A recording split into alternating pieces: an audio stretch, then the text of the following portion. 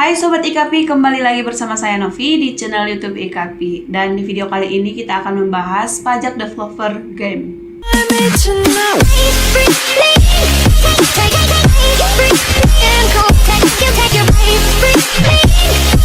Direktorat Jenderal Pajak akhirnya memberikan penjelasan terkait isu perhitungan pajak yang ramai diperbincangkan di kalangan industri game. Pembahasan ini mencuat setelah pimpinan Toge Production menyuarakan keberatan atas tagihan pajak yang disebut berkaitan dengan biaya produksi dan pengembangan game.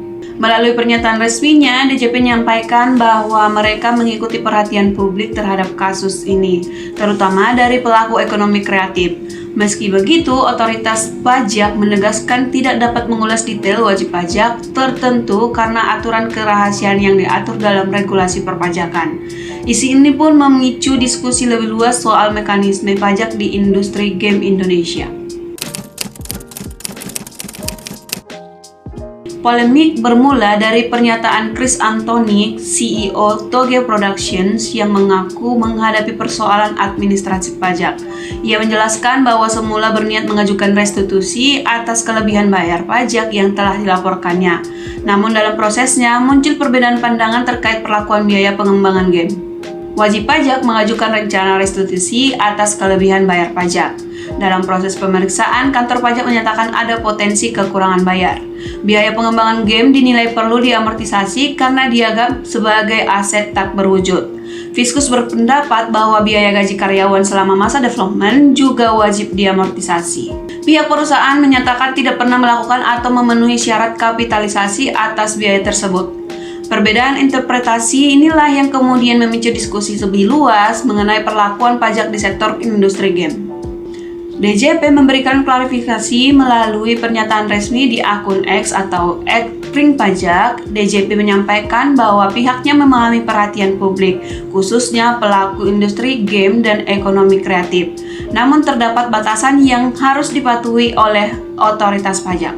Beberapa poin yang ditegaskan DJP antara lain, DJP terikat undang-undang untuk menjaga kerahasiaan data wajib pajak. Otoritas tidak dapat membahas atau mengomentari kondisi wajib pajak tertentu. Setiap tindakan dan keputusan tetap mengacu pada ketentuan perpajakan yang berlaku. Perlakuan biaya ditentukan karakteristik dan masa manfaat. Dalam keterangannya pula, DJP menjelaskan prinsip umum dalam perlakuan perpajakan atas suatu biaya.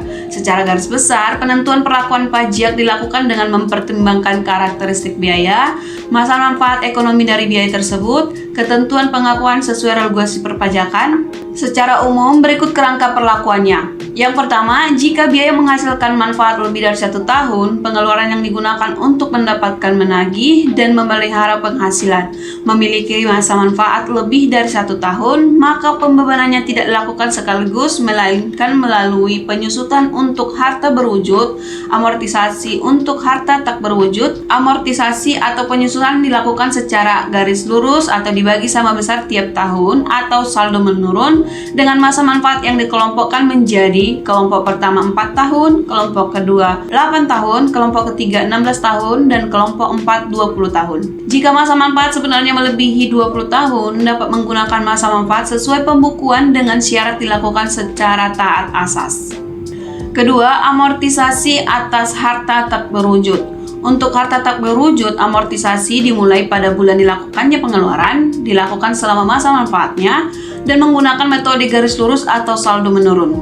Khusus perangkat lunak atau software, program aplikasi khusus yang digunakan untuk kegiatan usaha dan memiliki masa manfaat lebih dari 1 tahun diamortisasi dalam kelompok 1 yaitu 4 tahun.